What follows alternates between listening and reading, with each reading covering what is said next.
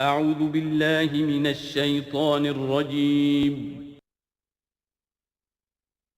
بسم اللہ الرحمن الرحیم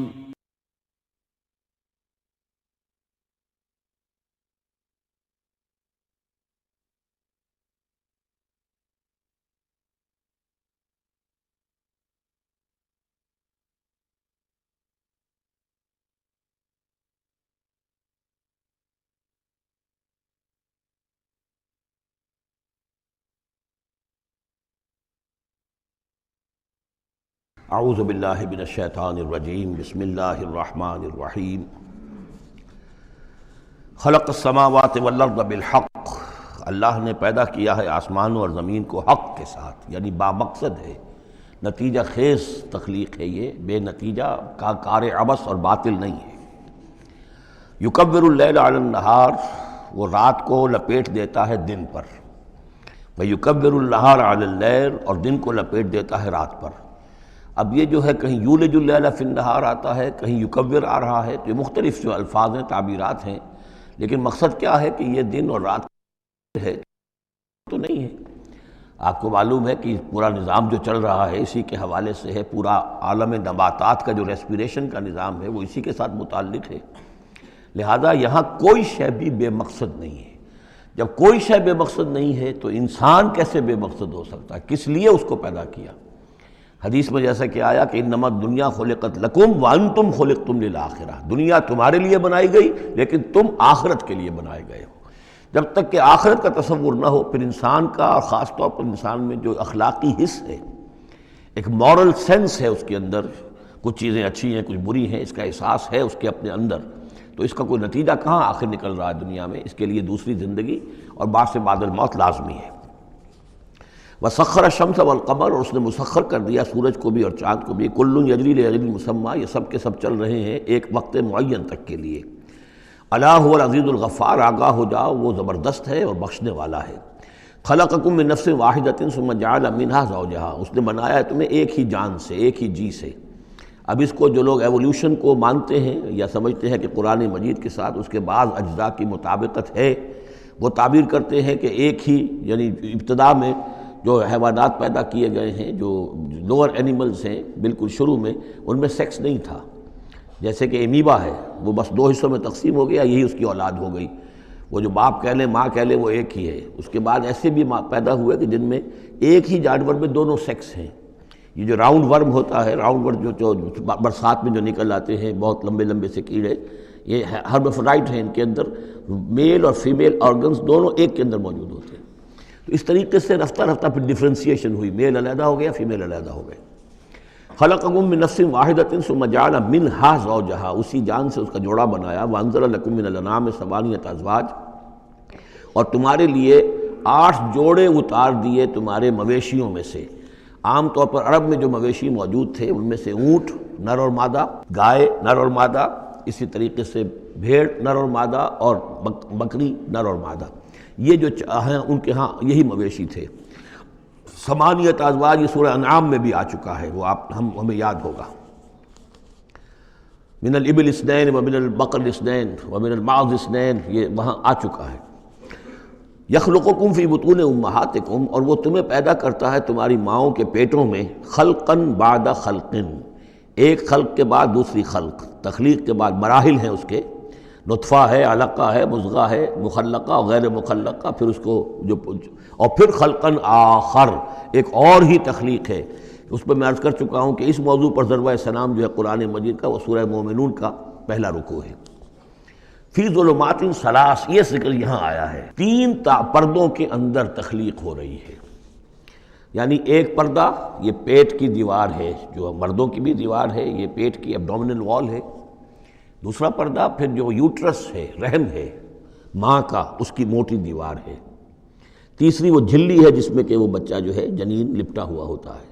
اب دیکھیے یہ بھی ظاہر بات ہے، اس وقت جو ہے جینیٹکس بھی نہیں پڑھائے گئے تھے، نہ یہ پڑھائی گئی تھی ایمبریولوجی، کچھ بھی نہیں تھا، لیکن فی ظلمات ثلاث، یہی وجہ ہے جو میں نے آپ کو بار بار بتایا ہے کہ کیتھل مور، جو کہ ایمبریولوجی پر اس وقت دنیا کی سب سے بڑی اتھارٹی سمجھا جاتا ہے، اس نے مانا ہے کہ قرآن مجید میں جس طریقے سے یہ بیان ہوا ہے واقعتاً حیران کن ہے۔ تو تین پردوں کے اندر اللہ جیسا چاہتا ہے بنا رہا ہے، اس کا منہ قلم تو اللہ ہی کا نا، شکل بنا رہا ہے اس کی جو بھی کر رہا ہے، اب ہم اس کو تشبیہ تو نہیں دے سکتے، لیکن اللہ بنا رہا ہے۔ یخلقکم فی بطون امہاتکم، وہ بناتا ہے، تخلیق کرتا ہے تمہاری ماؤں کے پیٹوں میں، خلقاً بعد خلقاً، ایک طرح سے دوسری طرح، ایک درجے کے بعد دوسرا درجہ، فی ظلمات ثلاث، تین اندھیروں میں۔ ذالکم اللہ ربکم، وہ ہے اللہ تمہارا رب، لہ الملک، بادشاہی بھی اسی کی ہے، لا الہ الا هو فانا تصرفون، اس کے سوا کوئی معبود نہیں ہے، تو کدھر پھرائے جا رہے ہو۔ ان تکفروا فإن اللہ غنی عنکم، اگر تم کفران نعمت کرتے ہو، کفر کرتے ہو، تو اللہ غنی ہے، اسے تمہاری کوئی ضرورت نہیں ہے، احتیاج نہیں ہے، یہ نہ سمجھو کہ اس کی سلطنت میں کوئی کمی آ جائے گی۔ ولا یرضی لعبادہ الکفر، لیکن وہ اپنے بندوں سے کفر پر راضی نہیں ہے، اختیار تو اس نے دیا ہے، اما شاکرا و اما کفورا، چاہو تو شکر گزار بندے بنو، چاہو کفران نعمت کے روش اختیار کر لو، چوائس از یورس، لیکن یہ جان لو اللہ راضی نہیں ہے کفر پر، راضی وہ ہوتا ہے وَإِن تَشْكُرُوا يَرْضَهُ لَكُمْ، اگر تم اس کا شکر کرو، اس کی تعریف کرو، اس کی بندگی کرو، پھر وہ تم سے راضی ہوگا۔ وَلَا تَزِرُ وَازِرَةٌ وِزْرَ أُخْرَىٰ، اور نہیں اٹھائے گی کوئی اٹھانے والی جان کسی دوسری جان کے بوجھ کو۔ ثُمَّ إِلَىٰ رَبِّكُمْ مَرْجِعُكُمْ، پھر تمہارا لوٹنا ہے اب تمہارے رب ہی کی طرف، فَيُنَبِّئُكُمْ بِمَا كُنتُمْ تَعْمَلُونَ، پھر وہ تمہیں بتا دے گا، متنبع کر دے گا جو کچھ کہ تم کرتے رہے تھے۔ انہ علیم بذات الصدور، یقیناً وہ جاننے والا ہے سینوں کے اندر چھپی ہوئی باتوں کا بھی، جو راز ہیں تمہارے سینوں میں۔ وَإِذَا مَسَّ الْإِنسَانَ ضُرٌّ دَعَا رَبَّهُ مُنِيبًا إِلَيْهِ، اور جب انسان کو کوئی تکلیف پہنچتی ہے وہ اپنے رب کو پکارتا ہے، دعائیں کرتا ہے اس کی طرف رجوع کرتے ہوئے۔ ثُمَّ إِذَا خَوَّلَهُ نِعْمَةً مِّنْهُ، اور جب اللہ تعالیٰ اس کو اڑا دیتا ہے، اس کے گرد اپنی نعمت کا خول لے آتا ہے، خَوَّلَهُ، اسے لپیٹ لیتا ہے اپنی نعمت میں، نَسِیَ مَا کَانَ يَدْعُو إِلَيْهِ مِن قَبْلُ، تو جو پہلے وہ جس چیز کے لیے اللہ سے دعائیں کر رہا تھا سب بھول جاتا ہے۔ وَجَعَلَ لِلَّهِ أَندَادًا، اور اس سے بھی بڑھ کر جو کرتا ہے شرارت وہ یہ ہے کہ اللہ کے مد مقابل ٹھہرا لیتا ہے، لِيُضِلَّ عَن سَبِيلِهِ، تاکہ بہکائے لوگوں کو اس کے راستے سے۔ قُلْ تَمَتَّعْ، تو اللہ تعالیٰ کی طرف فرمایا جا رہا ہے نبی کہہ دیجئے اٹھا لو کچھ دنیا کے کچھ جو مزے ہیں وہ لوٹ لو، بے کفر کا، اپنے کفر کے ساتھ، قلیلاً، لیکن بہت کم، چند دن کی زندگی ہے، اس میں جو تمہیں عیاشی کرنی ہے کر لو۔ انک من اصحاب النار، پھر مستقل طور پر تو تم آگ والے ہو، تمہیں آگ کے اندر جھونکا جائے گا۔ امن هو قانت آناء اللیل ساجدا وقائما یحذر الآخرۃ ویرجو رحمت ربہ، اس صورت میں یہ خاص اسلوب کئی مرتبہ آئے گا کہ ایک چیز کو، ایک جملے کو آگے نامکمل چھوڑ دیتے ہیں کہ اسے خود انسان پر کرے، فل ان دی بلینک، وہ خود بخود اس کے اندر مقدر تو ہے لیکن اس کو واضح طور پر نہیں کیا جاتا، مثلا اس کی مثال، اور یہ کئی دفعہ آئے گا اسلوب۔ اب من ہوا قانت آناء اللیل، بھلا وہ شخص کہ جو کھڑا رہتا ہے، بندگی کرتا ہے رات کے وقت بھی، ساجداً و قائماً، کبھی سجدے میں پڑا ہوا ہے کبھی کھڑا ہوا ہے، یحذر الآخرۃ، جو آخرت سے ڈرتا رہتا ہے، وہ یرجو رحمت ربہ، اور ساتھ ہی اپنے رب کی رحمت کا امیدوار بھی ہے، بس آگے کچھ نہیں۔ مراد کیا ہے؟ کیا بھلا یہ شخص کا من ہوا غافل، کیا برابر ہو جائے گا اس کے کہ جو غافل ہے؟ بھلا وہ شخص جس کی کیفیت یہ ہے کہ وہ فرما بردار ہے، راتوں کے اوقات میں بھی، سجدے میں بھی، اور کھڑے ہو کر بھی اللہ کی بندگی کرتا ہے، آخرت کا خوف اس کے دل میں ہے، لیکن اپنے رب کی رحمت کی امید بھی ہے۔ کمن ہوا غافل، کیا وہ شخص برابر ہو جائے گا اس کے کہ جو غافل ہے؟ قل، کہہ دیجئے، حل یستوی الذین یعلمون والذین یعلمون، کیا برابر ہو سکتے ہیں وہ لوگ کہ جو علم رکھتے ہیں اور وہ کہ جو علم نہیں رکھتے؟ انما یذکر اولو الالباب، حقیقی نصیحت اور سبق تو حاصل وہی کرتے ہیں کہ جو عقل مند لوگ ہیں۔ قل یا عبادی الذین آمنوا، دیکھیے پھر آگے آئیے، سیدھا یا ایھا الذین آمنوا نہیں ہے، یہ مکی صورتیں ہیں۔ قل یا عبادی الذین آمنوا، کہہ دیجئے اے نبی، اے میرے وہ بندو جو مجھ پر ایمان لائے ہو، اتقوا ربکم، اپنے رب کا تقوی اختیار کرو، جن چیزوں سے اس نے روک دیا رک جاؤ، اور تمہارے اندر اس کی رضا جوئی رہنی چاہیے۔ للذین احسنوا فی ہذہ الدنیا حسنہ، جو لوگ نیکی کی راہ روش اختیار کریں گے، احسان کی روش اختیار کریں گے، ان کے لیے اس دنیا میں بھی بھلائی ہے۔ وَأَرْضُ اللَّهِ وَاسِعَةٌ، اور زمین اللہ کی بڑی وسیع ہے، اگر یہاں رہتے ہوئے تمہارے لیے توحید پر کاربند رہنا ممکن نہیں ہے تو ہجرت کرو۔ انما یوفی الصابرون اجرہم بغیر حساب، یقیناً صابروں کو، صبر کرنے والوں کو ان کا اجر پورا دے دیا جائے گا، یوفا بھی ہے، پورا دے دیا جائے گا، پھر بغیر حساب بھی۔ اس کا مطلب ہے مزید فضل جو ہوگا وہ بغیر حساب ہوگا، اس میں کسی حساب کا سوال نہیں۔ قل انی امرت، اب دیکھیے پھر وہ جو شروع کا مضمون تھا یہ اس صورت کا عمود ہے، کس طرح بار بار آئے گا اب۔ قل انی امرت ان اعبد اللہ مخلصا لہ الدین، کہہ دیجئے اے نبی مجھے حکم ہوا ہے کہ میں اللہ کی بندگی کروں، اس کے لیے اپنی اطاعت کو خالص کرتے ہوں۔ یہاں میں چاہتا ہوں تھوڑی سی وضاحت کر دوں۔ دیکھیے عبادت کے آپ یوں سمجھیے کہ ایک عبادت کا ظاہر ہے اور ایک عبادت کی اصل حقیقت ہے، پھر یہ کہ ایک اس حقیقت میں بھی ایک روح ہے اور ایک اس کا جسد ہے، ایک اس کے رسومات ہیں۔ رسم کہتے ہیں کسی شے کی ظاہری شکل۔ عبادت کی رسم جس کو مراسم عبادت کہتے ہیں، یہ مراسم عبودیت کیا ہیں؟ جس کی آپ عبادت کرتے ہیں، اس کے سامنے جھکتے ہیں، اس کے سامنے ادب کے ساتھ کھڑے رہتے ہیں، اس کے کچھ حمد کے ترانے گاتے ہیں، اس کے سامنے سجدہ کرتے ہیں، ان کو ہم کہیں گے مراسم عبودیت۔ رسم کہتے ہیں کسی چیز کی ظاہری شکل، یہ حروف ہے اور یہ رسم جو ہے رسم الخط۔ اسی طرح یہ قرآن اور یہ اس کا رسم عثمانی ہے، اس کا لکھا ہوا جانا جیسے کہ یہ رسم ظاہر ہے۔ تو ایک تو یہ چیزیں ہیں عبادت جسے دنیا میں سمجھا جاتا ہے عبادت، یہ مراسم عبودیت ہے۔ اصل عبادت جو ہے اس کا بھی ایک جسد ہے اور ایک روح ہے۔ جسد کیا ہے؟ اطاعت، جس کی عبادت ہے کلی اطاعت، ہمہ تن اطاعت، ہمہ وقت اطاعت۔ غلامی، عبد کے معنی ہے غلام۔ چنانچہ یہ لفظ دو دفعہ ہم پڑھ چکے ہیں کہ فرعون نے کہا تھا بنی اسرائیل کے بارے میں قومہما لنا عابدون، یہ جو ہارون اور موسیٰ کی قوم ہے وہ تو ہماری غلام قوم ہے۔ اور ظاہر بات ہے وہ پرستش نہیں کرتے تھے، وہ قبطیوں کو پوجتے نہیں تھے، وہ ان کی نماز نہیں پڑھتے تھے، وہ ان کو سجدہ نہیں کرتے تھے معاذ اللہ، لیکن غلامی جو ہے اصل شے، اطاعت یہ تو اصل جسم ہے، اصل عبادت کا جو ہے جسم جسد جو ہے وہ ہے اطاعت۔ لیکن جو چیز اس اطاعت کو غلامی سے آگے بڑھ کر عبادت بنا دیتی ہے وہ اس کی روح ہے، روح محبت۔ جس ہستی کی اطاعت محبت کے ساتھ کی جائے گی وہ عبادت ہو جائے گی۔ ایک جبراً اطاعت کی جا رہی ہے۔ اب جیسے کہ انگریز کی ہم اطاعت کرنے پر مجبور تھے، ہم اطاعت کر رہے تھے، عبادت نہیں کر رہے تھے، لیکن اطاعت کر رہے تھے۔ لیکن کسی کی محبت کے جذبے سے سرشار ہو کر اطاعت کی جائے گی تو وہ عبادت بن جائے گی۔ تو اللہ کی عبادت کے لیے جو بھی ڈیفینیشن اس کی امام ابن تیمیہ اور حافظ ابن قیم استاد اور شاگرد دونوں کی ہے وہ یہ ہے کہ اس کے دو اجزاء ہیں۔ العبادت تجمع اصلین، غایت الحب مع غایت الذل والخضوع، کہ دو چیزوں کو جمع کرنے سے اللہ کی عبادت جو ہے وجود میں آتی ہے، حد درجے کی محبت اللہ کے ساتھ اور حد درجے میں اللہ کے سامنے اپنے آپ کو بچھا دینا، مطیع اور منقاد ہو جانا۔ اچھا یہ تو ہے اصل عبادت، لیکن اس کے لیے جو رسم ہے وہ کیا ہے؟ کبھی کبھی کھڑے ہو کر کبھی سلیوٹ کر لینا ہے، کبھی ہاتھ جوڑ دینا ہے۔ اب ہندوؤں کے ہاں ہاتھ جوڑنا ہے، یہ ان کے ہاں کی رسم ہے۔ قنوت ہے، ہمارے ہاں قنوت ہے، ادب کے ساتھ کھڑے ہونا ہے، کہیں جو جھک جانا ہے، رکوع کرنا ہے، کہیں سجدہ کرنا ہے، حمد کے ترانے جو ہے پڑھ رہے ہیں، تسبیح کر رہے ہیں، یہ اس کی مراسم عبودیت ہے۔ عبادت اصل کیا ہے؟ اطاعت کلی، اللہ کی محبت سے سرشار ہو کر۔ تو اس صورت کا جو عمود ہے وہ یہ ہے کہ اللہ کی عبادت کرو، اس کے لیے اپنی اطاعت کو خالص کرتے ہوئے۔ اطاعت میں آپ نے کسی اور کو شامل کر دیا، انڈیپینڈنٹ آف ہم، اللہ کی اطاعت سے آزاد مستقل بذات اطاعت، یہ شرک ہے، اور وہ اطاعت اللہ کو قبول نہیں۔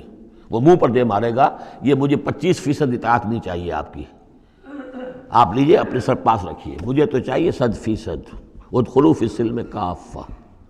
اور ہم سمجھتے ہیں کہ ہم 5-10% بھی ٹرخا لیں گے اللہ تعالیٰ کو تب بھی ہمیں جنت وہ دے ہی دے گا۔ یہی ہے اصل میں ہمارا جو سارے سوچ کا فطور ہے۔ یہ کل زندگی اور کل بندگی جو ہے اس کا تصور ذہنوں سے نکل چکا ہے۔ یہ تصور ہے جو اس صورت سے اب اس کی جڑ پڑ رہی ہے، اور یہ در حقیقت کلائمیکس کو پہنچے گا چوتھی صورت میں جا کر سورہ شورى میں۔ تو دیکھیے پھر آ گیا قل انی امرت ان اعبد اللہ مخلصا لہ الدین، کہہ دیجئے مجھے تو حکم ہوا کہ میں اللہ کی بندگی کروں، اس کے لیے اپنی اطاعت کو خالص کرتے ہوئے۔ وَأُمِرْتُ لِأَنْ أَكُونَ أَوَّلَ الْمُسْلِمِينَ، اور مجھے حکم ہوا کہ سب سے پہلا مسلم، سب سے پہلا فرما بردار میں خود بنوں۔ یہ نہیں ہے کہ میں تمہیں فرما برداری کی دعوت دے رہا ہوں اور خود جو ہے میں اللہ کی نافرمانی کروں، یہ نہیں۔ قُلْ إِنِّي أَخَافُ إِنْ عَصَيْتُ رَبِّي عَذَابَ يَوْمٍ عَظِيمٍ، کہہ دیجئے مجھے تو خود اندیشہ ہے اگر میں اپنے رب کی نافرمانی کروں تو ایک بڑے دن کا عذاب مجھے آ پکڑے گا۔ میں اپنے آپ کو مستثنیٰ نہیں سمجھتا، میں بھی بندہ ہوں۔ اگر میں معصیت کروں، اگر میں اپنے رب کی نافرمانی کروں، ظاہر بات ہے کہ یہ جو ہے اگر بہت بڑا اگر ہے، ظاہر اس کے حضور کا امکان نہیں، حضور کے لیے سمجھانے کے لیے ان لوگوں کو بتایا جا رہا ہے۔ قُلِ اللَّهَ أَعْبُدُ مُخْلِصًا لَهُ دِينِي، پھر وہی حالانکہ دیکھیے ایک بات ہے کہ ایک ہی اسلوب کو بار بار تکرار سے لانا عام ہماری دنیا میں جو ہمارے نگارش کے اور جو بھی یعنی تصنیف و تعریف کے اصول ہیں اس کو عیب سمجھا جاتا ہے کہ یہ تو تصنیف و تعریف کا عیب ہے، ایک ہی اسلوب کو آپ تکرار میں لا رہے ہیں۔ یہ تو کمال اللہ کا ہے فصاحت و بلاغت کا کہ وہ لا رہا ہے اس کو بار بار، اور پھر کوئی بھاری نہیں گزرتا، بلکہ یہ کہ اس کے اندر اس کے اور حسن بڑھ رہا ہے۔ لیکن یہ کہ اس تکرار سے جو ایمفیسس ہے اس کو سمجھیے کہ یہ اسلوب بار بار کیوں آ رہا ہے۔ پہلی آیت یہ تھی تنزیل الکتاب من اللہ العزیز الحکیم انا انزلنا الیک الکتاب بالحق فاعبد اللہ مخلصا لہ الدین الا للہ الدین الخالص۔ اور اس کے بعد اب آپ نے یہاں دیکھا آیت نمبر 11 قل انی امرت ان اعبد اللہ مخلصا لہ الدین، اور پھر آیت نمبر 14 قل اللہ اعبد مخلصا لہ الدین، کہہ دیجئے میں تو اللہ ہی کی بندگی کرتا ہوں اس کے لیے اپنی اطاعت کو خالص کرتے ہوئے۔ فاعبدوا ما شئتم من دونہ، تو اس کے سوا تم جس کو چاہو پوجو، تمہاری مرضی ہے۔ قل ان الخاسرین الذین خسروا انفسهم، کہہ دیجئے کہ اصل میں تو گھاٹے میں اور نقصان میں اور بربادی میں تو وہی ہوں گے جنہوں نے اپنے آپ کو واہلیہم اور اپنے گھر والوں کو، اپنے اہل و عیال کو خسارے میں ڈالا یوم القیامہ، قیامت کے دن۔ یہاں تو حلوے مانڈے کھلائے، پراٹھے انڈوں کے ناشتے کرائے، لیکن جو جھونک رہے انہیں جہنم کے اندر، تو تم ان کے ساتھ خیر خائی کر رہے ہو یا بدخائی کر رہے ہو؟ خود بھی سارے سیدھے جا رہے ہو جہنم کے اندر اور لے کر جا رہے ہو اہل و عیال کو جہنم کے اندر حرام خوری کر کے، تو یہ ان کی محبت ہے یا ان کی دشمنی ہے؟ قل ان الخاسرین الذین خسروا انفسهم واہلیہم یوم القیامہ، قیامت کے دن جنہوں نے خسارے میں ڈال دیا اپنے آپ کو اور اپنے اہل عیال کو، جیسے کہ ہم آگے چل کر پڑھیں گے سورہ تحریم میں، یا ایھا الذین آمنوا قوا انفسکم واہلیکم نارا، اے ایمان والو بچاؤ اپنے آپ کو اور اپنے اہل و عیال کو آگ سے، جہنم کی آگ سے۔ لیکن جن لوگوں نے اپنے آپ کو آگ کا مستحق بنا لیا، اپنے اہل و عیال کو، ان سے بڑا گھاٹے میں کون ہوگا؟ الا ذالک هو الخسران المبین، آگاہ ہو جاؤ یہ تو کھلی گمراہی ہے اور کھلا گھاٹا ہے اور نقصان ہے۔ لہم من فوقہم ظلل من النار، ان کے لیے ہوں گے ان کے اوپر سے بھی بادل ہوں گے، تہ بر تہ ظلل آگ کے، ومن تحتہم ظلل، اور ان کے نیچے بھی آپ کے بھبکے ہوں گے اور وہ بھی تہ پر تہ ہوں گے۔ ذالک یخوف اللہ بہ عبادہ، یہ ہے وہ شے کہ جس سے اللہ ڈرا رہا ہے اپنے بندوں کو۔ یا عباد فاتقون، اے میرے بندوں پس ڈرو، بچو، اس آگ سے اپنے آپ کو بچانے کی کوشش کرو۔ والذین اجتنبوا الطاغوت ان یعبدوها، اور وہ لوگ کہ جنہوں نے طاغوت کا انکار کیا، ان سے کنارہ کشی کر لی، ان کی بندگی نہیں کی، اور یہ طاغوت کا لفظ سورہ بقرہ سے پڑھتے ہوئے ہم آ رہے ہیں، فمن یکفر بالطاغوت ویؤمن باللہ فقد استمسک بالعروۃ الوثقی، جو بھی اللہ کی اطاعت سے سرتابی کر رہا ہے وہ طاغوت ہے۔ طغا کسے کہتے ہیں؟ طغیانی، دریا اپنی حد میں بہہ رہا ہے، کیا خوبصورت منظر ہے، اور وہ حد سے باہر نکلا، طغیانی آ گئی۔ یہ انسان اللہ کی بندگی کی حد میں رہے، بہت اچھا ہے، اللہ کا خلیفہ ہے، اشرف المخلوقات ہے، اور بڑھ گیا آگے اور اللہ کی حدود کے اندر داخل ہو گیا، اپنے نفس کو بنا لیا مطاع یا کسی اور کو بنا لیا مطاع، خود حاکم بن بیٹھا یا کسی اور کی حاکمیت کا قائل ہو گیا اللہ سے آزاد ہو کر، تباہی ہے، بربادی، وہ طاغوت ہے۔ تو جن لوگوں نے بھی کنارہ کشی کر لی اس سے کہ وہ طاغوت کی بندگی کریں، وَأَنَابُوا إِلَى اللَّهِ، اور انہوں نے رخ کر لیا اپنا اللہ کی طرف، رجوع کر لیا اللہ کی جانب، لَهُمُ الْبُشْرَى، ان کے لیے بشارت ہے، فَبَشِّرْ عِبَادِ، تو اے نبی میرے ایسے بندوں کو بشارت دے دیجئے، اللہم ربنا اجعلنا منہم۔ یہ جو اب اگلی آیت آ رہی اس کو غور سے سنیے، فَبَشِّرْ عِبَادِ الَّذِينَ يَسْتَمِعُونَ الْقَوْلَ فَيَتَّبِعُونَ أَحْسَنَهُ، جو لوگ کے کلام سنتے ہیں، بات سنتے ہیں، اور پھر جو اس کا بہترین رخ ہوتا ہے، بہترین پہلو ہوتا ہے، اس کی پیروی کرتے ہیں۔ یعنی یہ کہ دین جس کی طرف کہ اللہ تعالیٰ تمہیں بلا رہا ہے، اس کے بھی درجے ہیں۔ ایک درجہ ہے صرف اسلام کا، ایک اس سے اونچا درجہ ہے ایمان، ایک سب سے اونچا درجہ ہے احسان، واللہ یحب المحسنین۔ تو اچھے سے اچھے درجے کی طرف جانے کی کوشش کرو۔ ہمارا معاملہ کیا ہے؟ دنیا میں تو ہم سمجھتے ہیں کہ اچھی سے اچھی، بہتر سے بہتر ہے، جستجو کہ خوب سے ہے خوب تر کہاں، اور دین میں ہم کہتے ہیں ذرا اور کم پر بھی گزارا ہو جائے، کہیں اور تھوڑی رعایت کر کے پیچھے چلے جائیں، پاس ہو جائیں کسی طرح، کم سے کم کے لیے۔ یہ ہے در حقیقت جو کہ برعکس روش ہونی چاہیے، فَيَتَّبِعُونَ أَحْسَنَهُ، عزیمت کا راستہ اختیار کرو، بہتر سے بہتر کے لیے، ایم ہائی، دین کے معاملے میں بھی اپنا ارادہ جو رکھو وہ اونچا رکھو۔ تو یستمعون القول، جو بات سنتے ہیں فَيَتَّبِعُونَ أَحْسَنَ، جو اس کی احسن ترین پھر اس کے اندر جو پہلو ہے اس کا اتباع کرتے ہیں۔ اولئک الذین ھداھم اللہ، یہ ہیں وہ لوگ جنہیں اللہ نے ہدایت دی ہے، واولئک ھم اولو الالباب، اور یہی وہ لوگ ہیں کہ جو اولو الالباب ہیں، ہوش مند ہیں، عقل مند ہیں۔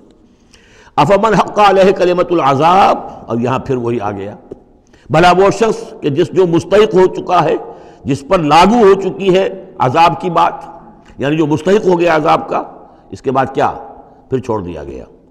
کمن ہوا فی الجنہ، کیا وہ برابر ہو جائے گا اس شخص کے کہ جو جنت میں جانے والا ہے؟ یہ گویا کہ یہاں پر محذوف ہے۔ افانت تلقن من فی النار، تو اے نبی کیا آپ اس کو نکال سکیں گے آگ سے؟ اس کے اوپر تو اللہ کی طرف سے وہ قانون عائد ہو گیا، دفعہ لگ چکی، جیسے آپ کہتے ہیں اس پر تو دفعہ 302 لگ گئی، تو جن لوگوں پر وہ دفعہ لگ چکی ہے اللہ تعالیٰ کی طرف سے کہ یہ لوگ اس مقام کو پہنچ گئے پوائنٹ آف نو ریٹرن کو، کہ اب ان کے دلوں پر مہر کر دی گئی، اب یہ ایمان نہیں لائیں گے، تو ان کو اے نبی آپ ان کو اب آگ سے نکال نہیں سکتے۔ لیکن الذین اتقوا ربہم، لیکن وہ لوگ کہ جو لوگ اللہ کا تقوی اختیار کریں گے، لہم غرف من فوقہا غرف مبنیہ، ان کے لیے تو بالا خانے ہوں گے، ان کے اوپر اور بالا خانے ہوں گے، ایک دوسرے کے اوپر اللہ تعالیٰ جنت کے اسکائی اسکریپرز دے گا، جیسے کہ آج آپ دیکھتے ہیں 102 منزلیں اور 110 منزلیں چلی جا رہی ہیں، تو غرف من فوقہا غرف، بالا خانے اور بالا خانوں پر بالا خانے، مبنیہ جو چنے ہوئے ہوں گے ایک دوسرے کے اوپر، تجری من تحت الانہار، ان کے دامن میں ندیاں بہتی ہوں گی۔ وعد اللہ، یہ اللہ کا وعدہ ہے جو ہو چکا، لا یخلف اللہ المیعاد، اللہ تعالیٰ اپنے وعدے کی خلاف ورزی نہیں کرتا۔ الم تر ان اللہ انزل من السماء ماء، کیا تم نے دیکھا نہیں کہ اللہ نے اتارا آسمان سے پانی، فسلکہ ینابیع فی الارض، پھر اس کو چلا دیا چشموں کی شکل میں زمین میں، ثم یخرج بہ زرعا، پھر انہی کے ذریعے سے نکالتا ہے، اس کے ذریعے سے نکالتا ہے وہ کھیتی کو، مختلف الوانہ، جس کے رنگ ہیں مختلف، ثم یہی جو پھر وہ کھیتی جو ہے تیار ہو جاتی ہے، بڑی اس کے شان و شوکت ہوتی ہے، فتراہ مصفرا، پھر دیکھتے ہو کہ وہ زردی مائل ہو گئی، ثم یجعلہ حطاما، پھر وہ کھیتی کٹ گئی اور اب یوں سمجھیے کہ وہاں خاک اڑ رہی ہے، یا یہ کہ توڑی کے کوئی تنکے کہیں کہیں پڑے ہوئے نظر آ جائیں گے، چورا ہو گئی۔ ان فی ذلک لذکر لأولی الالباب، اسی کے اندر ہے یاد دہانی اور سبق ہوش مند لوگوں کے لیے کہ یہی معاملہ تمہارا ہے۔ جب تم پیدا ہوتے ہو تو جیسے کھیتی نئی نئی اپجتی ہے تو کسان کتنا خوش ہوتا ہے، کسی کے یہاں بیٹا پیدا ہوا کتنی خوشی ہو رہی ہے، اس کی آمد کو جو ہے سیلیبریٹ کیا جا رہا ہے، پھر وہ جوانی کو پہنچتا ہے، پھر اس کے بالوں میں سفیدی آئی، اعصاب جو ہے اور جو قوا کمزور پڑے، اور پھر اس کے بعد وہ قبر میں اتار دیا گیا، مٹی ہو کر مٹی میں پھر مل گیا۔ تو یہ life cycle, human life cycle, بس یہ ہے کہ یہ 50 60 30 40 برس کا ہے، وہ چند مہینے کے اندر اندر سب کچھ ہو جاتا ہے، سائیکل وہی ہے، وہ بھی لائف ہے یہ بھی لائف ہے۔ The plant life and animal life, biology کی یہ دو شاخیں ہیں، باٹنی ہے تو biology, life the science of life, اس کے دو حصے ہیں، باٹنی ہے، زوالوجی ہے، حیوانات کی لائف اور نباتات کی لائف۔ افمن شرح اللہ صدرہ، پھر وہی حذف کا موضوع کا اسلوب آ رہا ہے، افمن شرح اللہ صدرہ للاسلام فہو علی نور من ربہ، بھلا وہ شخص کہ جس کے سینے کو اللہ نے کھول دیا ہو اسلام کے لیے، اور وہ اپنے رب کی طرف سے نور پر ہے، اندرونی بصیرت اس سے حاصل ہے، اندر اس کا جگمگا رہا ہے اللہ کے ایمان کے ذریعے سے، اور جو بصیرت اللہ نے اسے عطا کر دی ہے۔ اب پھر آگے اس کو چھوڑ دیا گیا، کیا مطلب ہے؟ افمن شرح اللہ صدرہ للاسلام فہو علی نور من ربہ، جو اپنے رب کی طرف سے نور کے پر ہے، کمن ہوا فی الظلمات، کیا وہ اس شخص کے مانند ہو جائے گا جو اندھیروں میں بھٹک رہا ہے؟ لیکن نہیں، اس کو یہاں درج نہیں کیا۔ فویل للقاسیۃ قلوبہم، تو ہلاکت اور بربادی ہے ان لوگوں کی جن کے دل سخت ہو چکے ہیں، من ذکر اللہ، اللہ کے ذکر سے، یعنی اتنے سخت ہو چکے ہیں کہ ان میں گداز ہی نہیں ہے، ان میں اللہ کے لیے کوئی شوق ہی نہیں ہے، اللہ کو یاد کرنے کا کوئی ذوق ہی نہیں ہے، ان کے دل سخت ہو چکے ہیں، ان کے لیے ہلاکت اور بربادی ہے۔ اولئک فی ضلال مبین، یقیناً یہ لوگ ہیں کھلی گمراہی میں بھٹکے ہوئے ہیں۔ اللہ نزل احسن الحدیث کتابا متشابہا، اللہ نے اتاری ہے بہترین حدیث۔ اصل میں ہمارے ہاں یہ لفظ حدیث جو ہے اس کے ایک ہی معنی لوگوں کو معلوم ہے، حدیث قرآن ہے، حدیث ہے، حدیث سے مراد ہے حدیث رسول صلی اللہ علیہ وسلم۔ قرآن مجید میں کہیں حدیث کا لفظ حدیث رسول کے لیے نہیں آیا، ویسے حدیث کا لفظ صحیح ہے، حدیث رسول ہے، وہ اس میں کوئی شک نہیں، لیکن ہمیں جاننا چاہیے قرآن کی اصطلاح کیا ہے۔ بہترین حدیث قرآن ہے، فَبِأَيِّ حَدِيثٍ بَعْدَهُ يُؤْمِنُونَ، اس قرآن کی جیسی حدیث کے آنے کے بعد اب اور کس چیز پر ایمان لائیں گے؟ تو یہاں پر بھی لفظ حدیث آ رہا ہے، اللہ کا کلام ہے یہ، تو اللہ نزل احسن الحدیث، اللہ نے بہترین بات نازل فرمائی ہے، بہترین کلام نازل فرمایا ہے، کتاباً، کتاب کی صورت میں، متشابہاً، اس کے مضامین بہت متشابہ ہیں۔ اب جیسے ہم دیکھ چکے ہیں کہ 7 جگہ تو قصہ آدم و ابلیس آ رہا ہے، حالانکہ اس میں ہر جگہ کوئی نہ کوئی نئی بات ہے، کچھ نہ کوئی فرق ہے، لیکن یہ کہ 7 جگہ آ رہا مشابہ تو ہے نا۔ قرآن کو جو شخص پڑھ رہا ہے، اگر ایک ہفتے میں وہ ختم کرتا ہے تو گویا کہ ہر ہفتے اسے کہیں نہ کہیں وہ آدم و ابلیس کا تذکرہ جو ہے وہ مل جائے گا ہر روز میں۔ تو اس طریقے سے یہ کہ جو اہم مضامین ہیں وہ قرآن مجید میں اس طریقے سے لائے گئے ہیں کہ صورتیں مشابہ ہیں، صورتوں کے جوڑے ہیں، مثانیہ دہرائی ہوئی یا جوڑوں کی شکل میں دونوں معنی ہو سکتی ہیں اس کی۔ تقشعر منہ جلود الذین یخشون ربہم، جن لوگوں کے اندر اللہ کی خشیت ہے ان کے رونگٹے کھڑے ہو جاتے ہیں اس کتاب کو پڑھ کر، اس کو پڑھتے ہوئے ان پر جو اللہ تعالیٰ کا خوف اور اللہ کی خشیت طاری ہوتی ہے تو جسم کے جو بال ہیں، جلد کے اوپر جو بال ہیں وہ کھڑے ہو جاتے ہیں۔ ثم تلین جلودہم وقلوبہم الی ذکر اللہ، پھر اس کے بعد ان کی کھالیں بھی اور ان کے دل بھی اللہ کی یاد میں نرم پڑ جاتے ہیں۔ ذالک ھدی اللہ یہدی بہ من یشاء، یہ اللہ کی ہدایت ہے جو وہ دیتا ہے جس کو چاہتا ہے۔ ومن یضلل اللہ فما لہ من ہاد، اور جس کی گمراہی پر اللہ تعالیٰ کی طرف سے مہر ثبت ہو چکی پھر اس کے لیے کوئی ہدایت دینے والا نہیں۔ افمن یتقی بوجہہ سوء العذاب یوم القیامہ، پھر وہی حذف کا موضوع ہے، کا اسلوب ہے، بھلا وہ شخص کہ جو اپنے چہرے کو سوء العذاب سے بچانے کی کوشش کرتا ہے، جو روکتا ہے اپنے منہ سے، آگ کی لپیٹ آ رہی ہے، آگ کے جو ہے تھپیڑے آ رہے ہیں، اور وہ کیا کرے، چہرہ جو ہے اس کی زد میں ہے۔ افمن یتقی بوجہہ، اپنے چہرے سے روکتا ہے، سوء العذاب، عذاب کو، یوم القیامہ، قیامت کے دن، تو کیا بھلا وہ شخص اس کے برابر ہو جائے گا جو روح و ریحان و جنت نعیم کے اندر ہے؟ برابر تو نہیں ہوں گے۔ بھلا وہ شخص کہ جو روکتا ہے اپنے منہ پر برا عذاب یوم القیامہ، قیامت کے دن، وقیل للظالمین ذوقوا ما کنتم تکسبون، اور کہہ دیا جائے گا ان سے، ظالموں سے، چکھو مزہ، جو کچھ کمائی تم کرتے رہے تھے، یہ تمہارے وہی اعمال ہیں کہ جنہوں نے اس آگ کی شکل اختیار کی ہے۔ کذب الذین من قبلہم، اے نبی جھٹلایا انہوں نے بھی جو ان سے پہلے تھے، فآتاہم العذاب من حیث لا یشعرون، تو ان پر آ دھمکا عذاب وہاں سے جہاں سے انہیں گمان تک نہیں تھا۔ فَأَذَاقَهُمُ اللَّهُ الْخِزْيَ فِي الْحَيَاةِ الدُّنْيَا، تو اللہ تعالیٰ نے دنیا کی زندگی میں انہیں رسوائی کا مزہ چکھا دیا۔ وَلَعَذَابُ الْآخِرَةِ أَكْبَرُ، آخرت کا عذاب بہت بڑا ہے۔ لَوْ كَانُوا يَعْلَمُونَ، کاش کہ انہیں معلوم ہوتا۔ وَلَقَدْ ضَرَبْنَا فِي النَّاسِ فِي هَذَا الْقُرْآنِ مِنْ كُلِّ مَثَلٍ، اور ہم نے تو انسانوں کے لیے اس قرآن میں تمام مثالیں بیان کر دی ہیں، ہر طریقے سے بات کو کھول دیا ہے، کتنے ہی اسلوب ہم نے اختیار کر لیے ہیں، کتنی ہی ترتیب سے بات بتا دی ہے، لعلہم یتذکرون، شاید کہ وہ دھیان کریں، تاکہ وہ توجہ کریں، سبق حاصل کریں۔ قرآن عربی غیر ذی عوج، اور ہم نے اس کو بنا دیا ہے قرآن عربی، فصیح اور بلیغ عربی زبان میں یہ قرآن ہم نے اتارا ہے، غیر ذی عوج، اس میں کہیں بھی کوئی ٹیڑھ نہیں ہے، کوئی کجی نہیں ہے، سلیس ہے، اس میں کہیں پہیلیاں اور بجھارتیں نہیں بجھوائی گئی ہیں۔ اس میں جو ہے بعض اوقات ہوتے ہیں کچھ لوگ جو ہیں اپنے علم کا دھونس جمانے کے لیے ثقیل الفاظ استعمال کریں گے خاص طور پر، تو وہ نہیں، اللہ تعالیٰ تو بڑی سلیس زبان کے اندر، وَلَقَدْ يَسَّرْنَا الْقُرْآنَ لِلذِّكْرِ فَهَلْ مِن مُدَّكِرٍ، ہم نے تو آسان بنایا قرآن کو ذکر کے لیے، تو ہے کوئی جو اس سے ذکر حاصل کرے۔ قرآن عربی غیر ذی عوج لعلہم یتقون، شاید کہ وہ تقوی کی روش اختیار کریں۔ ضرب اللہ مثلا رجلا فیہ اختلاف متشاکسون ورجلا سلما لرجل هل یستویان مثلا الحمد للہ بل اکثرهم لا یعلمون۔ اب یہ توحید عملی کے لیے ایک تمثیل دی جا رہی ہے۔ اللہ نے ایک مثال بیان فرمائی ہے ایک شخص کی، ایک ایسا غلام ہے جس کے کئی آقا ہیں، 4 آدمیوں نے مل کر خرید لیا ایک غلام، اب وہ غلام 4 کا غلام ہے، 4 اس کے آقا ہیں۔ اب آپ اندازہ کیجئے کہ اس کی جان کس مصیبت میں آئے گی، ایک آقا کچھ کہہ رہا ہے، دوسرا کچھ کہہ رہا ہے، ایک باس جو ہے وہ کچھ کہہ رہا ہے، دوسرا باس کچھ اور کہہ رہا ہے۔ یہ جو ایڈمنسٹریشن کا اور مینجمنٹ کے جو اصول ہیں، تو اس میں جو سیدھی لائن جب تک نہ ہو اس سے تو سارا فساد بن جاتا ہے۔ اب وہ جو بیچارہ غلام ہے جسے 4 آقاؤں کو خوش کرنا ہے، اس کی تو جان ہر وزیر کے اندر ہے۔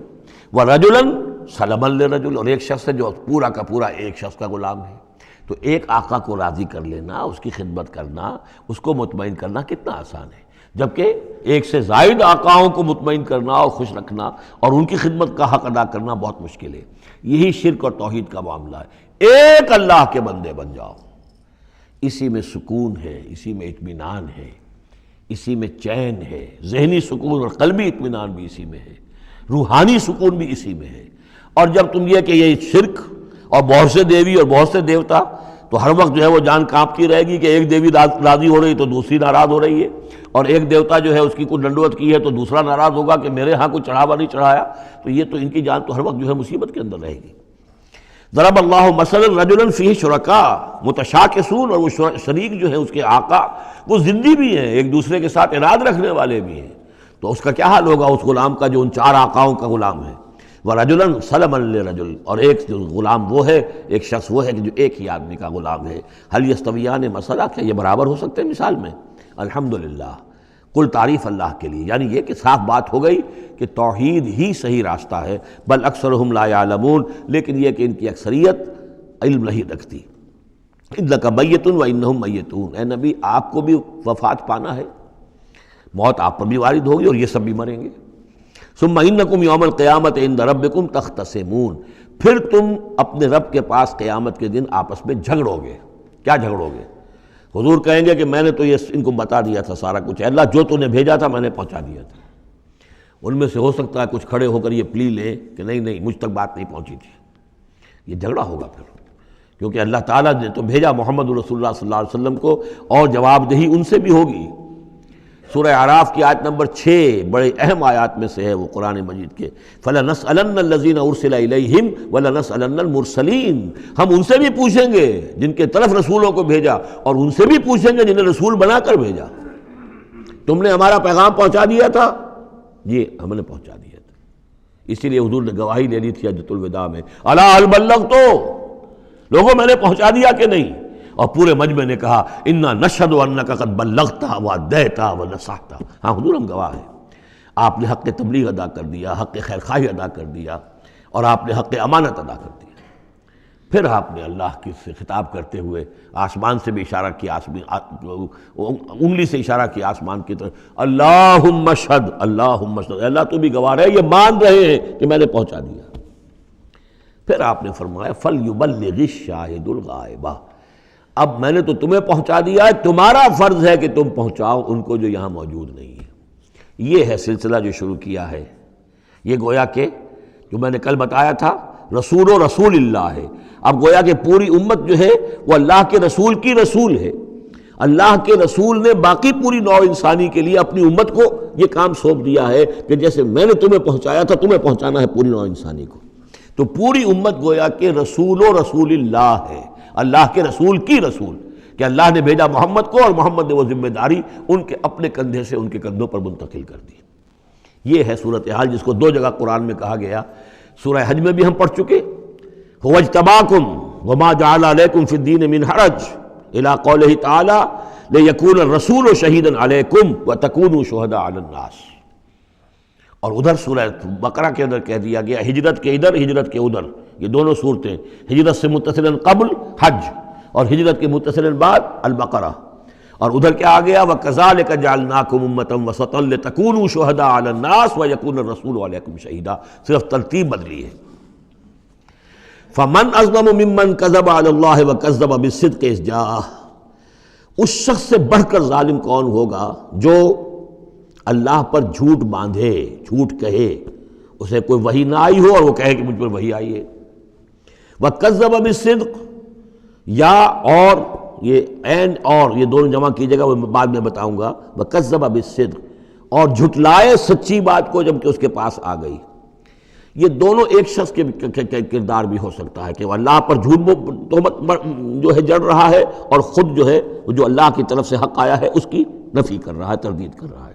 اور یہ دو اشخاص بھی ہو سکتے ہیں کہ ایک تو وہ سب سے بڑھ کر ظالم ہے کہ جس کو وحی نہ آئی ہو اور وہ کہے کہ وحی آئی ہے، اس نے کوئی بات اپنے جی سے گھڑ کر اللہ کی طرف منسوب کر دی، تو یہ کہ اس سے بڑھ کر ظالم کوئی نہیں ہو سکتا۔ تو اسی طرح اسی درجے کا ظالم وہ ہے کہ جس کے پاس اللہ کا کلام آ جائے، صدق آ جائے، سچائی آ جائے اور اس کو جھٹلا دے۔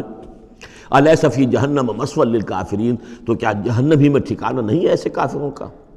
اب اس کے برعکس دیکھیے، والذی جاء بالصدق وصدق بہ، یہاں بھی یہ دونوں احتمالات ہیں، اور وہ شخص کے جو لایا سچائی، اور وہ شخص کے جس نے سچائی کی تصدیق کی۔ یہ بھی ایک ہی شخص بھی ہو سکتا ہے کہ کسی شخص کے کردار میں دونوں پہلو ہیں، وہ راست باز ہے، خود بھی اس کا سارا معاملہ راستی پر ہے، اور پھر یہ کہ جو راستی جو حق اس کے سامنے پیش کیا جائے فوراً قبول بھی کرتا ہے، تصدیق بھی کرتا ہے۔ لیکن یہ کہ عام طور پر خیال یہ ہے کہ والذی جاء بالصدق سے مراد یہاں محمد الرسول اللہ صلی اللہ علیہ وسلم جو لائے ہیں سچائی اللہ کی جانب سے، اور وصدق بہ سے مراد حضرت ابوبکر ہیں رضی اللہ تعالیٰ عنہ، جنہوں نے اس سچائی کی تصدیق کی ہے۔ وجاء بالصدق وصدق بہ اولئک هم المتقون، یہی لوگ ہیں جو کہ متقی ہیں۔ لہم ما یشاؤون عند ربہم، ان کے لیے جو کچھ یہ چاہیں گے ان کے رب کے پاس وہ ان کو دے دیا جائے گا، فراہم کر دیا جائے گا۔ ذالک جزاء المحسنین، یہی ہے نیکوکاروں کا بدلہ۔ لیکفر اللہ عنہم اسوأ الذی عملوا ویجزیہم اجرہم بأحسن الذی کانوا یعملون، تاکہ اللہ تعالیٰ ان کے وہ اعمال جو برے ہیں وہ تو ان سے دور کر دے۔ یعنی ظاہر بات ہے کہ انبیاء تو خیر معصوم ہیں، ان سے تو کسی غلط بات کا جو ہے اگر کوئی امکان پیدا ہوتا بھی ہے بنائے طب بشری تو اللہ تعالیٰ محفوظ کر لیتا ہے اور اس کا صدور نہیں ہونے پاتا۔ باقی تو ہر شخص سے خطا ہو سکتی ہے، غلطی ہو سکتی ہے، تو اللہ تعالیٰ جو ہے ان کے جو برے اعمال ہوں گے انہیں تو دور کر ہٹا دے گا، نامہ اعمال سے دھو دے گا۔ کوئی لغزش ہے، کسی وقت کوئی خطا ہو گئی ہے، کوئی ایسی شے ہے کہ جو ان کے ہاں ناپسندیدہ ہے، ان کے کردار میں ہے، اللہ اسے دور کر دے گا، دھو دے گا۔ وَيَجْزِيَهُمْ أَجْرَهُمْ بِأَحْسَنِ الَّذِي كَانُوا يَعْمَلُونَ، اور ان کا جو جزا ان کی معین کرے گا وہ ان کے بہترین اعمال کے حساب سے کرے گا۔ ظاہر بات ہے ہر نیکوکار کے تمام اعمال ایک جیسے نہیں ہوتے، نیکی کے بھی درجات ہیں، اونچے درجے کی نیکی، اس سے کمتر درجے کی نیکی، اس سے کمتر درجے کی نیکی، لیکن اللہ جب اس کی جزا کا معاملہ طے کرے گا، مقام و مرتبہ، تو اس کے بلند ترین جو اعمال ہیں اس کے حساب سے اللہ تعالیٰ اسے جنت میں مقام عطا فرمائے گا۔ جو برے ہیں ان کو دھو دے گا، پاک کر دے گا۔ والذی جاء بالصدق وصدق بہ اولئک هم المتقون لهم ما یشاؤون عند ربہم ذلک جزاء المحسنین لیکفر اللہ عنہم اسوأ الذی عملوا ویجزیہم اجرہم بأحسن الذی کانوا یعملون۔ الیس اللہ بکاف عبدہ، کیا اللہ کافی نہیں اپنے بندے کے لیے، اپنے بندے کی مدد کے لیے، اپنے بندے کی حفاظت کے لیے؟ یہ سوالیہ نشان ہے حقیقت میں، یہ اس پر زور دینے کے لیے اللہ کافی ہے۔ اے نبی آپ اور اے مسلمانوں تم مطمئن رہو، تمہاری حفاظت، تمہاری مدد اس کے لیے اللہ کافی ہے۔ وَيُخَوِّفُونَكَ بِالَّذِينَ مِن دُونِهِ، اور یہ تمہیں ڈراتے ہیں اے نبی، یہ تو آپ کو بھی ڈراتے ہیں ان سے کہ جو اس کے علاوہ ہے، اللہ کے علاوہ ہمارے معبودوں کی کوئی پھٹکار پڑے گی تم پر، جیسے کہ حضرت ابراہیم علیہ السلام کو ڈرایا تھا، سورہ انعام کے اندر ہم پڑھ آئے ہیں کہ تم نے سارے معبودوں کی نفی کر دی، اب ذرا انتظار کرو، اب تم پر جو بیتے گی اور ان کی پھٹکار پڑے گی تم پر، ان کی طرف سے تم پر پکڑ آئے گی۔ انہوں نے کہا تھا مجھے کس سے ڈراتے ہو؟ بدبختو ڈرنا تمہیں چاہیے، تم اللہ کے ساتھ شریک کرتے ہو، مجھے تو کوئی ڈر نہیں ہے۔ اسی طریقے سے کہا کہ یہ ڈرا رہے اے نبی آپ کو بالذین من دونہ، ان کے بارے میں ان سے ڈرا رہے ہیں کہ جو اللہ کے سوا انہوں نے معبود بنا رکھے۔ وَمَن يُضْلِلِ اللَّهُ فَمَا لَهُ مِنْ هَادٍ، اور جس کو اللہ تعالیٰ گمراہ کر دے، جس کی گمراہی کے اوپر مہر لگا دے، پھر اس کے لیے کوئی ہدایت دینے والا نہیں۔ وَمَن يَهْدِ اللَّهُ فَمَا لَهُ مِن مُضِلٍ، اور جس کو اللہ ہدایت دے دے پھر اسے گمراہ کرنے والا کوئی نہیں۔ أَلَيْسَ اللَّهُ بِعَزِيزٍ ذِي انتقام، تو کیا اللہ تعالیٰ زبردست نہیں ہے، انتقام لینے والا؟ وَلَئِن سَأَلْتَهُم مَّنْ خَلَقَ السَّمَاوَاتِ وَالْأَرْضَ لَيَقُولُنَّ اللَّهُ، اور جب یہ آپ ان سے اگر پوچھیں گے کس نے پیدا کیا آسمانوں اور زمین کو، وہ کہیں گے اللہ نے۔ قُلْ أَفَرَأَيْتُم مَّا تَدْعُونَ مِن دُونِ اللَّهِ إِنْ أَرَادَنِيَ اللَّهُ بِضُرٍّ هَلْ هُنَّ كَاشِفَاتُ ضُرِّهِ، تو اے نبی ان سے کہیے تو ذرا غور کرو، جن کو تم پکارتے ہو اللہ کے سوا، اگر اللہ نے میرے لیے کسی تکلیف کا فیصلہ کر لیا ہو تو کیا وہ تمہارے معبود میری اس تکلیف کو دور کر سکیں گے؟ دیکھیے ظاہر بات ہے وہ بھی مانتے تھے کہ بڑا اللہ تو وہی ہے اللہ، یہ چھوٹے ہیں، تو بڑے کا حکم چلے گا کہ چھوٹے کا چلے گا؟ اگر اللہ نے فیصلہ کر لیا ہو میری تکلیف کا، میرے لیے کسی ضرر کا، تو کیا یہ تمہارے معبود تمہارے اپنے عقیدے کے مطابق جو بات ہے اس سے سوچو کہ کیا وہ اس کو اللہ کے فیصلے کے آڑے آ سکتے ہیں؟ اور ارادنی برحمت، اور اگر اللہ تعالیٰ نے میرے لیے رحمت کا کوئی فیصلہ کر لیا ہے، ہل ہن ممسکات رحمت ہی، کیا ان میں اتنی طاقت ہے کہ میری اس کی رحمت کو روک لیں؟ قل حسبی اللہ، کہہ دیجئے میرے لیے تو میرا رب کافی ہے۔ علیہ یتوکل المتوکلون، اسی پر توکل کرتے ہیں توکل کرنے والے۔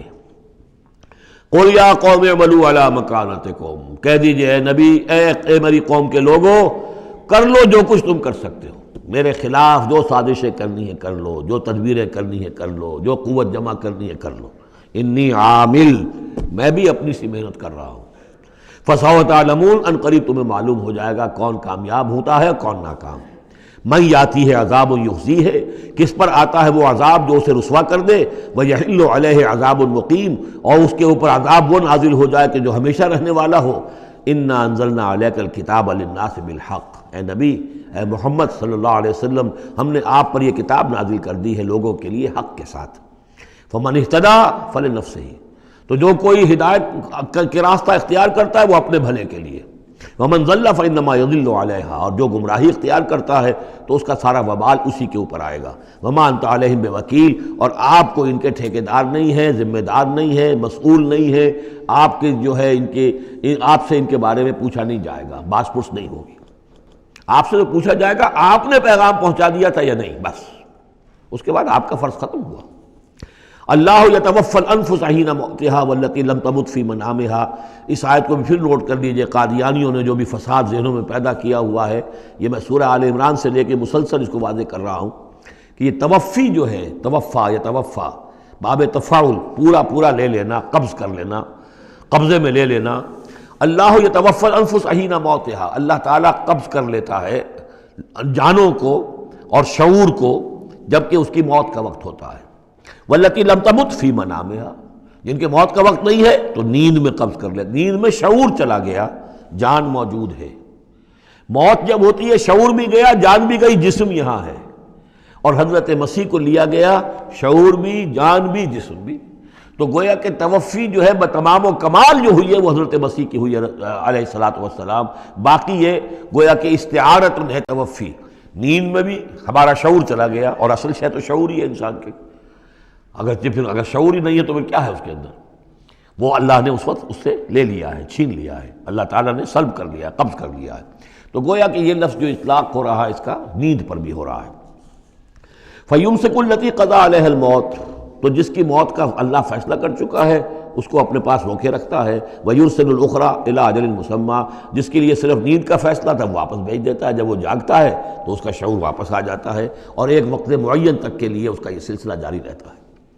ان فی ذلک لآیات لقوم یتفکرون، یقیناً اس میں نشانیاں ہیں ان لوگوں کے لیے جو غور و فکر سے کام لیں۔ ام اتخذوا من دون اللہ شفعاء، کیا انہوں نے اللہ کے سوا کوئی شفیع گھڑ لیے اپنے لیے، اختیار کر لیے جو ان کے سفارشی ہوں گے؟ قل اولو کانوا لا یملکون شیئا، ان سے کہیے کہ بھلا اگر انہیں کوئی اختیار ہی نہ ہو سرے سے، ولا یعقلون، اور انہیں کوئی نہ اس کی سمجھ ہو۔ قل للہ الشفاعۃ جمیعا، کہہ دیجئے شفاعت کل کی کل اللہ کے اختیار میں ہے، یعنی شفاعت اگر ہے بھی تو باذن رب ہے، اللہ کی اجازت سے ہے۔ پھر یہ کہ اللہ شفاعت قبول کرے نہ کرے اس کا اختیار اس کا ہے، کسی کی دھونس نہیں ہے، کسی کا زور نہیں ہے کہ وہ اللہ سے اپنی بات منوا لے۔ لہ ملک السماوات والارض، آسمان اور زمین کی بادشاہی اسی کے لیے ہے۔ ثم الیہ ترجعون، پھر تم اسی کی طرف لوٹا دیے جاؤ گے۔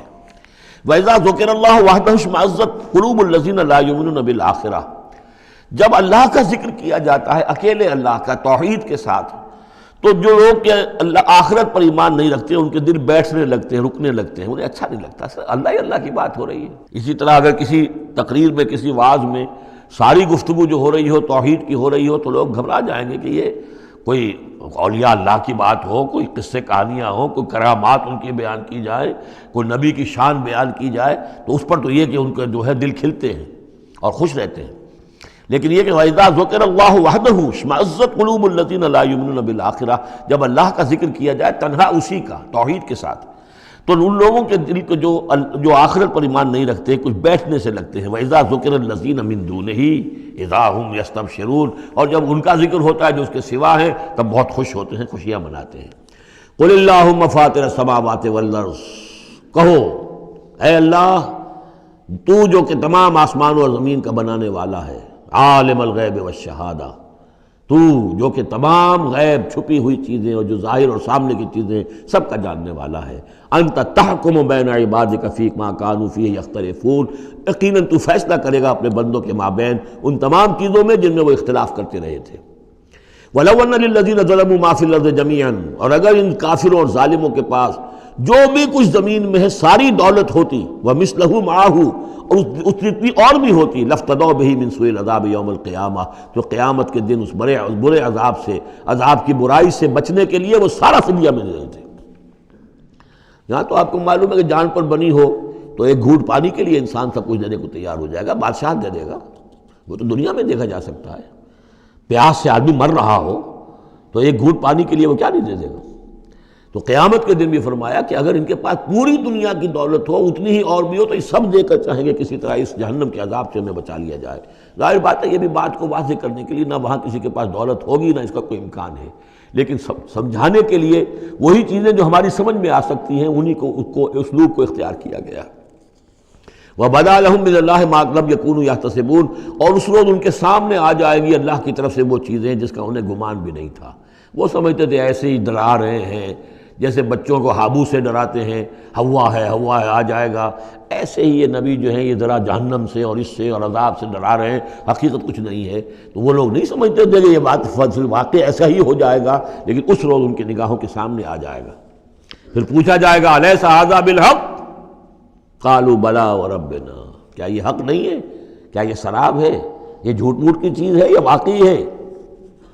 وَحَاقَ بِهِم مَا كَانُوا بِهِ يَسْتَهْزِئُونَ، اور ان کو گھیرے میں لے لے گی یا ان پر الٹ پڑے گی وہ تمام چیز جس کا وہ مذاق اڑایا کرتے تھے۔ فَإِذَا مَسَّ الْإِنسَانَ ضُرٌّ، جب انسان کو کوئی تکلیف پہنچی، دعانا، ہمیں پکارتا ہے، دعائیں کرتا ہے۔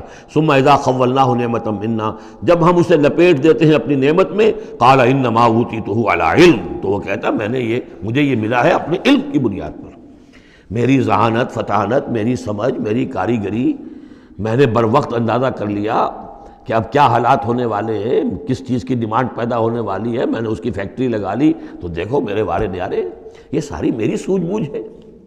علی علم بل ہی فتنۃ، یہی مضمون بڑی وضاحت کے ساتھ آ چکا سورہ قصص میں۔ قارون کا یہی فلسفہ تھا، اوتیتہ علی علم عندی، یہ دولت جو ہے یہ میں نے اپنی ذہانت اور فطانت سے کمائی ہے۔ بل ہی فتنۃ، نہیں یہ تو تمہارے لیے فتنہ ہے، آزمائش ہے۔ ولکن اکثرہم لا یعلمون، لیکن ان کی اکثریت علم نہیں رکھتی۔ قد قالها الذین من قبلہم، پہلوں نے بھی ایسی بات کہی تھی، قارون کی طرف اشارہ ہو گیا۔ فما اغنی عنہم ما کانوا یکسبون، تو جو کچھ بھی انہوں نے کمائی کی تھی وہ انہیں بچا نہیں سکی جب اللہ نے قارون کو اور اس کے محل کو دھسا دیا اس کے خزانوں سمیت زمین کے اندر۔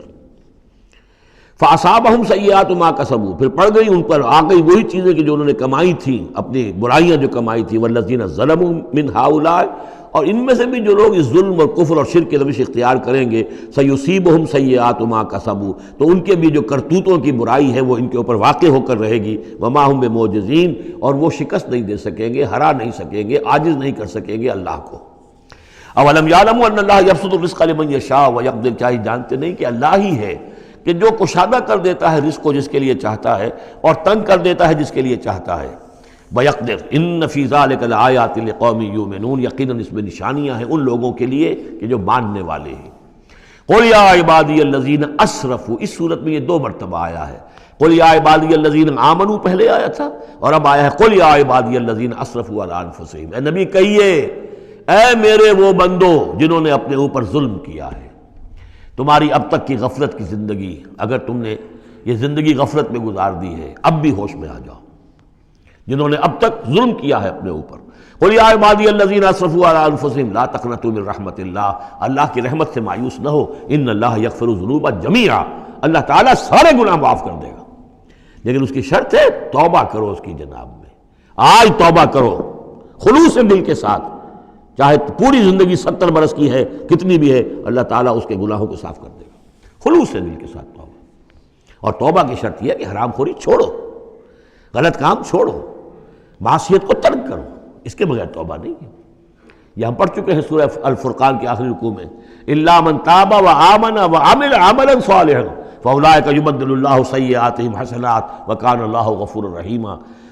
وَمَن تَابَ وَعَمِلَ صَالِحًا فَإِنَّهُ يَتُوبُ إِلَى اللَّهِ مَتَابًا، عمل جب تک درست نہیں ہوتا تو توبہ کیا خاک ہوئی، توبہ وہ ہے کہ عمل درست ہو جائے۔ انہ هو الغفور الرحیم، یقیناً وہ غفور الرحیم ہے۔ وانیبوا الی ربکم، اور اپنے رب کی طرف رجوع کرو، واسلموا لہ، اور اس کے فرما بردار بن جاؤ، اب بھی بن جاؤ، من قبل ان یاتیکم العذاب ثم لا تنصرون، اس سے پہلے پہلے کہ تم پر وہ عذاب آئے اور مسلط ہو جائے اور پھر تمہاری کہیں سے کوئی مدد نہیں کی جا سکے گی۔ واتبعوا احسن ما انزل الیکم، یہ اس سے پہلے بھی آیت آ چکی ہے نا، آیت نمبر 18 میں تھا فیتبعون احسن، یہ قرآن بھی جو تمہیں راستہ دکھا رہا ہے اس میں درجات ہیں، اونچے ہیں۔ السابقون الاولون من المہاجرین والانصار والذین اتبعوہم باحسان، یہ درجے تھے کہ نہیں تھے؟ درجہ شہادت ہے، درجہ صدیقیت ہے کہ نہیں ہے؟ یہ سورہ حدید میں جا کر مزید مضمون اور کھلے گا۔ تو اونچے سے اونچے درجے کی طرف چلنے کی کوشش کرو۔ واتبعوا احسن ما انزل الیکم من ربکم، اور جو کچھ تمہارے رب کی طرف سے تمہاری طرف نازل کیا گیا ہے اس میں سے جو بہترین درجے کی شے ہے اس کی پیروی کرو۔ من قبل ان یاتیکم العذاب بغتۃ، اس سے پہلے پہلے کہ عذاب تم پر اچانک آ دھمکے، وانتم لا تشعرون، اور تمہیں اس کا گمان تک نہ ہو۔ ان تقول نفس، مبادا پھر اس وقت کوئی جان یہ کہے، یا حسرۃ علی ما فرطت فی جنب اللہ، ہائے میری حسرت، ہائے افسوس مجھ سے جو کوتاہی ہوئی اللہ کی جناب میں، اللہ کے حقوق کو تو میں نے پہچانا ہی نہیں، اللہ کا دین مغلوب، اور میں لگا ہوا دنیا کے دھندوں میں اپنے زیادہ سے زیادہ کمانے میں اور عیش اور اپنے سٹیٹس، اور وہ سٹیٹس سمبل ہی کو معبود بنا رکھا ہے، اسی میں اپنا پورا تن من دھن لگا دیا ہے، جبکہ اللہ کا دین مغلوب پڑا ہوا ہے، اور میں نے اس کی کوئی محنت نہیں کی، میں نے کوئی کوشش نہیں کی۔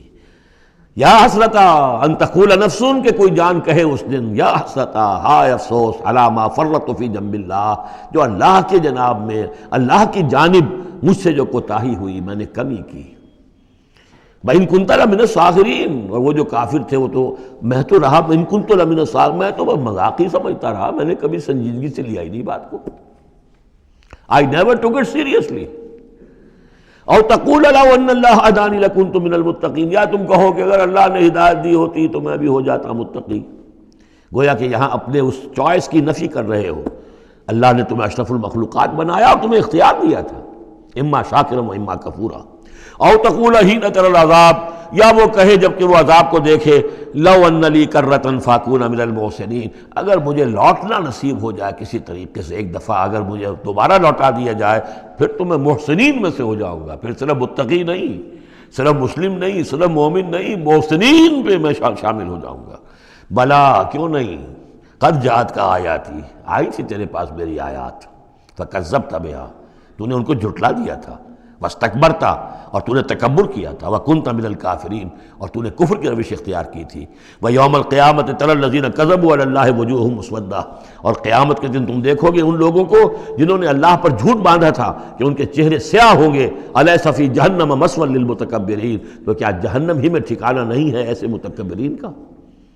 وینجی اللہ الذین اتقوا بمفازتہم، اور اللہ تعالیٰ نجات دے گا ان کو جنہوں نے تقویٰ کی روش اختیار کی تھے، اور پہنچا دے گا ان کی کامیابی کی جگہوں پر، جو ان کے مقامات ہیں ان تک پہنچا دے گا۔ کسی کا کوئی مقام ہے، کسی کا کوئی مقام ہے، یہ صدیقیت کا مقام ہے، یہ شہداء کا مقام ہے، یہ انبیاء کا مقام ہے۔ لا یمسہم السوء، انہیں نہیں چھو سکے گی کوئی بھی تکلیف، کوئی برائی، ولا ہم یحزنون، اور نہ ہی وہ حزن سے دوچار ہوں گے۔ اللہ خالق کل شیء وہو علی کل شیء وکیل، اللہ تعالیٰ ہر شے کا خالق ہے اور وہ ہر چیز کا نگران ہے اور ہر چیز کا ذمہ دار ہے۔ لہو مقالید السماوات والارض، اس کے لیے ہے تمام کنجیاں آسمانوں کی اور زمین کی۔ والذین کفروا بآیات اللہ اولئک هم الخاسرون، اور جن لوگوں نے اللہ کی آیات کا انکار کیا وہی ہے تباہ ہونے والے اور گھاٹے میں رہنے والے۔ یہ آخری دو رکوع جو ہے سورہ مبارکہ کے، ہمارے پاس وقت کم ہے لیکن بہرحال اس سے جو بھی ملائم ہے فائدہ اٹھانا ہے۔ یہ بہت ہی پرجلال انداز ہے قرآن مجید میں، لیکن پھر وہی توحید کا مضمون آ رہا ہے، توحید فی العبادت۔ قل افغیر اللہ تأمرونی اعبد ایھا الجاہلون، یہ انداز جو ہے قرآن مجید میں کہیں اور نہیں ملے گا۔ اے نبی کہہ دیجئے، اے جاہلو، کیا تم مجھے بھی یہ مشورہ دے رہے ہو کہ میں اللہ کے سوا کسی اور کی بندگی کروں؟ وہ دباؤ جو تھا، مشرکین کا دباؤ تھا محمد رسول اللہ پر صلی اللہ علیہ وسلم، کچھ تو کمپرومائز کیجئے، کچھ تو لے دے کے معاملہ کیجئے، کوئی ایک آدھ معبود ہمارا بھی مانے، باقی آپ کو ہم مان لیں گے، اب آپ کو بادشاہ بھی مان لیں گے، باقی جو آپ کہیں گے ہم کریں گے۔ لیکن یہ کہ کچھ تو آخر ہمارے ساتھ بھی کچھ تو گیو اینڈ ٹیک ہونا چاہیے. اب ان کا جواب اس انداز میں دیجیے، قل فغیر اللہ تامرونی اعبد ایھا الجاہلون، مجھے بھی تم اس بات کا مشورہ دے رہے ہو، مجھے یہ حکم دے رہے ہو کہ اللہ کے سوا کسی کو پوجوں.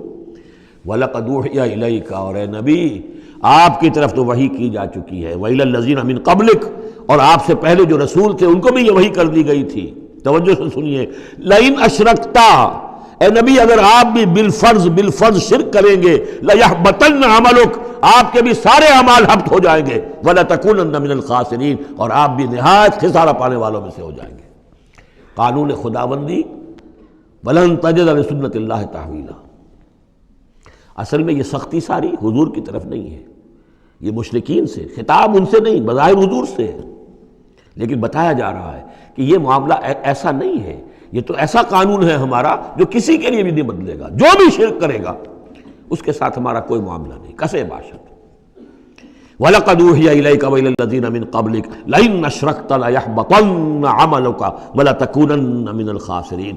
بَلِ اللَّهَ فَاعْبُدْ، نہیں صرف اللہ ہی کی آپ بندگی کیجئے، وَكُن مِّنَ الشَّاكِرِينَ، اور بن جائیے اس کے شکر گزار بندوں میں سے. وَمَا قَدَرُ اللَّهَ حَقَّ قَدْرِهِ، اور انہوں نے اللہ کی قدر نہ کی جیسے کہ اس کی قدر کا حق تھا، اس کی قدرت کا اندازہ نہ کر پائے، اس کی قوت کا، قدرت کا کیسے کر سکتے.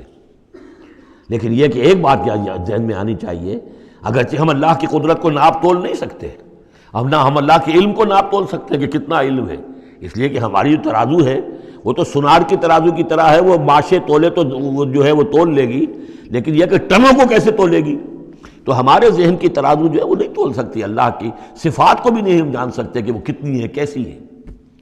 لیکن ایک بات جان لیجیے، علی کل شیء قدیر، یہ تو جان سکتے ہیں نا، ہر شے پر قادر ہے.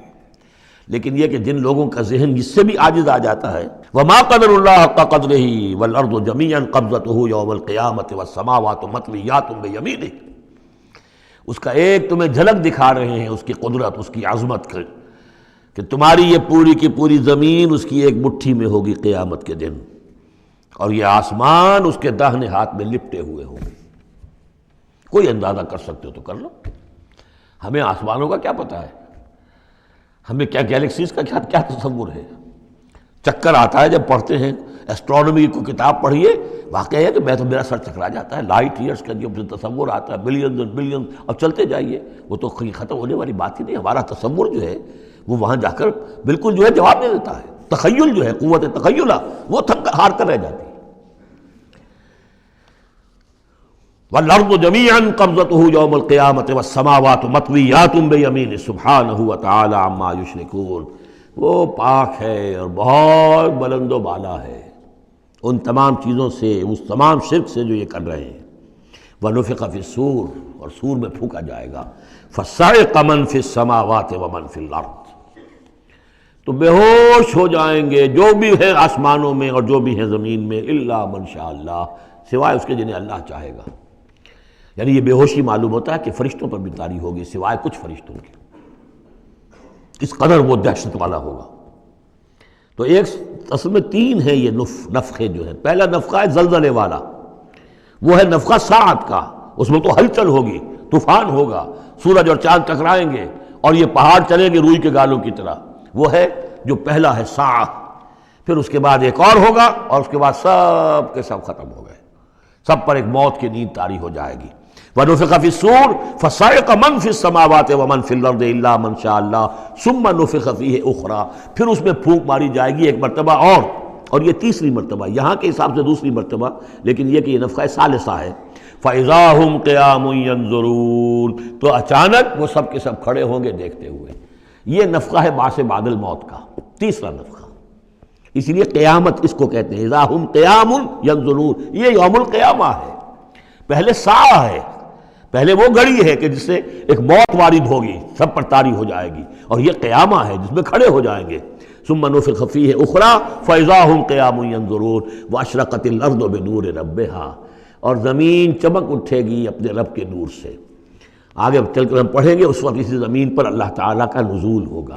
وجاء ربک والملک صفا صفا، آسمان ایک غمام کی حیثیت سے پھٹ جائے گا، اور فرشتے جو ہے قطار در قطار صفے باندھے وہ نیچے اتریں گے۔ وَأَشْرَقَتِ الْأَرْضُ بِنُورِ رَبِّهَا وَوُضِعَ الْكِتَابُ، اور کتاب اور اعمال نامہ لا کر رکھ دیا جائے گا۔ وَجِيءَ بِالنَّبِيِّينَ وَالشُّهَدَاءِ، اور انبیاء اور شہداء کو بھی پیش کر دیا جائے گا۔ بارک اللہ لی ولکم فی القرآن العظیم ونفعنی وإیاکم بالآیات والذکر الحکیم۔